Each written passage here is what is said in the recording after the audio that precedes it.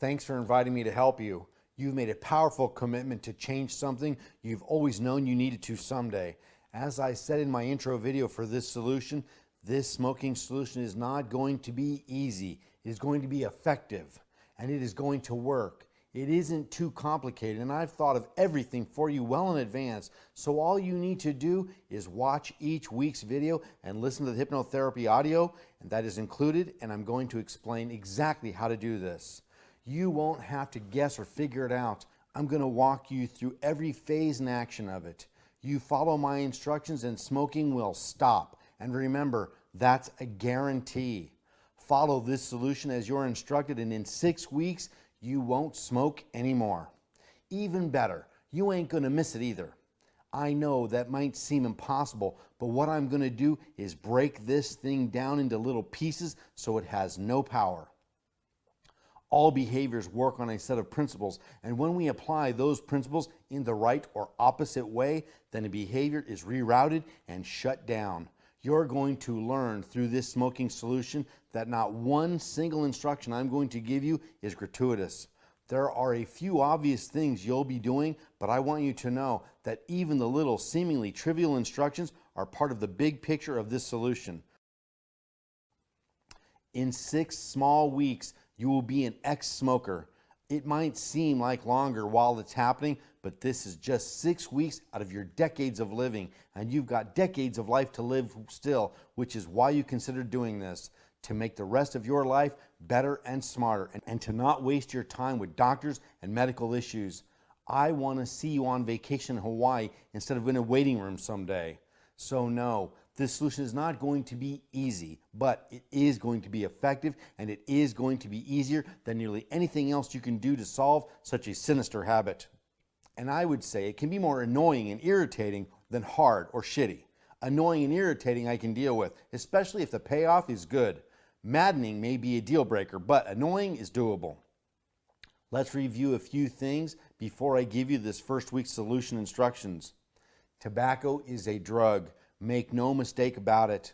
It's typically not perceived as one, but it is. Approximately 45 million Americans smoke cigarettes, and smoking-related health issues and deaths is over 600,000 annually. An estimated 1.3 billion smokers worldwide. It seems common knowledge that smoking is rampant and detrimental to health, so we won't use a lot of space and time elaborating on this obvious health issue. It's stupid and dangerous, and everyone needs to quit. Let's talk about quitting. LifeMind's Smoking Cessation solution is based on John Kappas' Smoking Cessation hypnosis program. It is brilliant, genius, and flawless, and I have 100% success with every client I've applied it to, so long as they followed each instruction. The program is 100% if it's followed to the letter. If it is slightly modified or altered, then the person has failed, not the program. Hypnotherapy sessions are included with your LifeMind solution. Applying hypnotic suggestion to reinforce the subconscious conditioning is highly recommended, but it is not required to succeed with this solution. It is encouraged, and I feel it strongly enhances your commitment and eases you into the transition from smoking to non-smoking. I do not recommend hypnosis without the plan. If you want to know more about hypnotherapy itself, watch my hypnotherapy video. There are a ton of quit smoking hypnosis plans you can buy or go to. I have reviewed many of them and found they all lack an essential feature, a cognizant plan, i.e. a strategy, to go with it. This smoking solution will provide you with both a strong, thought-out, effective cognizant strategy and hypnotherapy. It is possible that the tobacco industry itself has helped perpetuate this concept of smoking being addicting as a crude form of hypnotic suggestion. If you're convinced you're physically addicted, then you will continue to use their product and spend money, then persist past rational reasons to quit, thinking you can't. I've worked with so many folks convinced they cannot stop due to the physiological and physical addiction. Let me dispel that right here. If tobacco could cause physical dependence, it would do that to everyone who smokes, not just a portion of smokers. Even though a heavy smoker experiences discomfort when unable to smoke for a long period of time, they do not get withdrawals as we know them. Withdrawal from tobacco affects some but not others, while heroin withdrawal affects all heroin users. If physical withdrawal is actual, it cannot be selective. And hundreds of accounts reveal that acute withdrawal is not a universal smoker experience. Smoking withdrawal symptoms are irritability, anxiety, and difficulty concentrating. Depression and insomnia are the least common. Wikipedia. I smoked for years in my youth and through my 20s and into my mid-30s. Quitting was challenging, but I never had cramps, seizures, or any physical issues. It is well documented that nicotine withdrawals are psychological, not physical. When a smoker is abstinent from smoking, they feel physically better, not worse. Their lungs and other tissues and organs are relieved, and no organ in the human body atrophies as a result of smoking cessation. Mental or emotional dependencies form and manifest with any repeated associated behavior, not just tobacco. So, smoking addiction is psychosomatic. It's all in the mind. Yes, you can quit. Let's learn how. There are two types of smokers, identification and replacement. The identification smoker became one by the repetition association process described before. The replacement smoker became a smoker due to a perceived loss. Their dog ran away or died, or a partner broke up with them or divorced. Something traumatic occurred, and smoking became a subconscious way of compensating for the loss. This session is for the identification smoker. If you are a replacement smoker, please use the replacement smoker solution. Identification smoker. We learn to be identification smokers, and any behavior that is learned can be unlearned. If we learn and condition ourselves to be non or ex-smokers, then the subconscious will support and reinforce this, as it does with any behavior that is repeated and associated. The instructions I'm going to give you today need to be followed to the letter. No exceptions or adjustments. Each instruction is specifically designed to reteach the mind and to break the bond your mind has made with this behavior. If you modify my rules, it will fail. Try to do it your way if you want, but when it fails, do it mine. No exceptions. You can save a lot of time and frustration if you just follow the instructions I give to you as exactly as you can. Let me change that. Not as exactly as you can. You can follow them exactly, so please do. Number 1, let's determine how many cigarettes you smoke each day. About needs to be rounded up. If you think you smoke about 18, then round it up to 20. We will use the quantity of 30 as a reference point, since it's more than your average smoker uses. Whether you smoke more or less, the formula provided is going to work the same. Make your adjustments as needed. This is now your daily smoking amount. Now it's time to prepare you for your smoking cessation solution, which begins tomorrow. Not today, but tomorrow, first thing in the morning. So before you go to bed tonight, I want you to handle a few things. Number 1, get a cutting board and place it out. Number 2, get a razor knife, a razor blade, box cutter. Scissors will not do, and neither will a kitchen knife. It's got to be sharp and razor. And no, it's not for slitting your wrists as an alternative to quitting smoking. 3, take the smokes from the pack you're working on now and some from a fresh pack, and set out the quantity we determined of your daily smoking amount. Set them alongside the cutting board.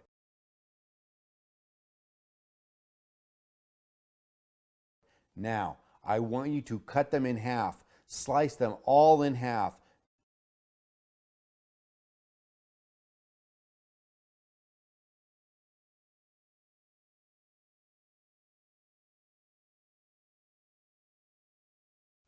Maybe 2 or 3 at a time, but it isn't likely you can do more than 2 to 4 at a time without making a mess.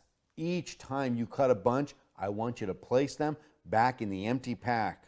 Leave the top halves out and put the bottom filtered ends back in the box.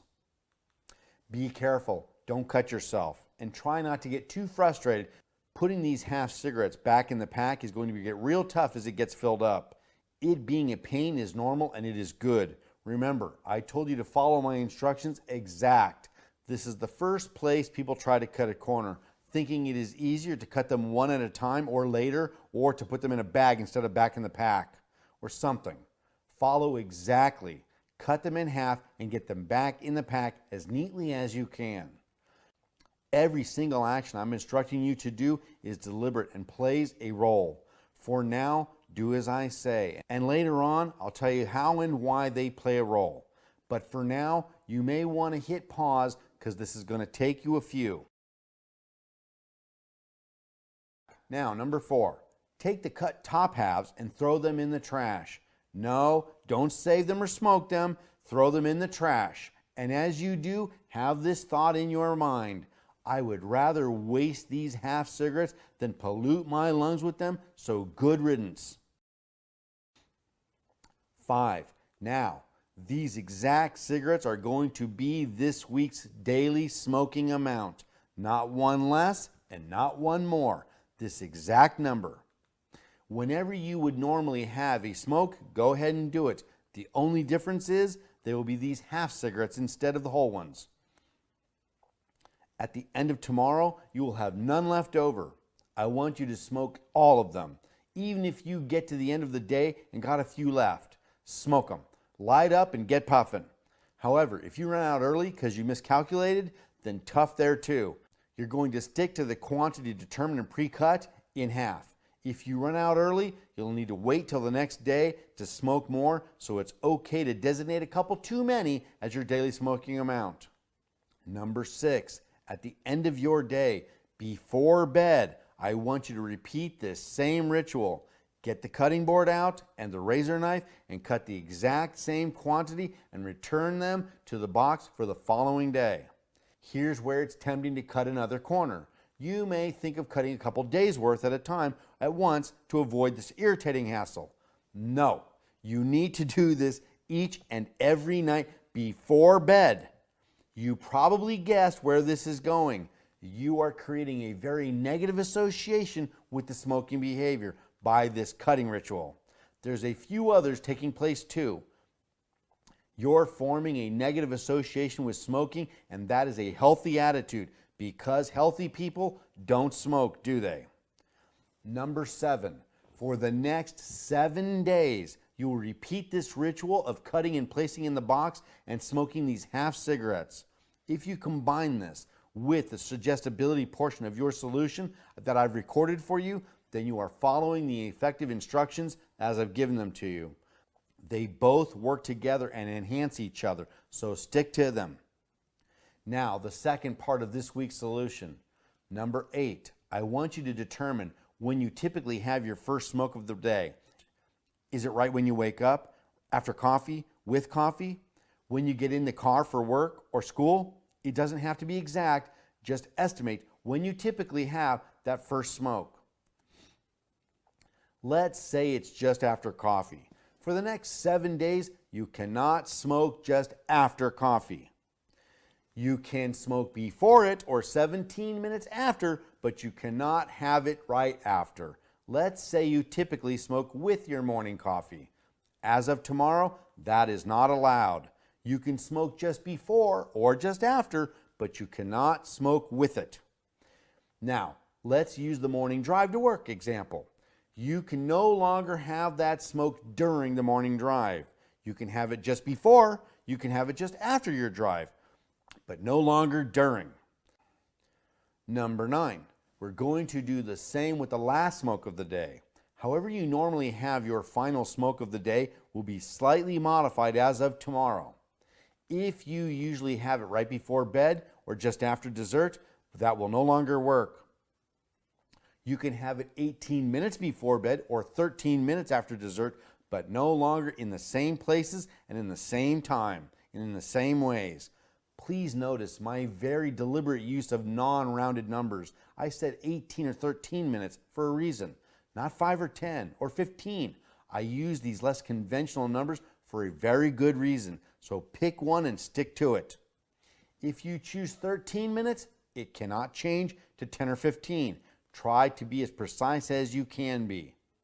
Some people are actually watching the clock to keep track, so don't be embarrassed to do that. This is where we're going to leave it for today. Replay and review this anytime you need to keep track of it, and absolutely use the hypnotherapy session. The smoking cessation solution is the only one I nearly insist using it on. The solution will work without it, but it will intensify your success and make it way easier whether you realize it or not. Please use the hypnotherapy session as soon as you can after this session.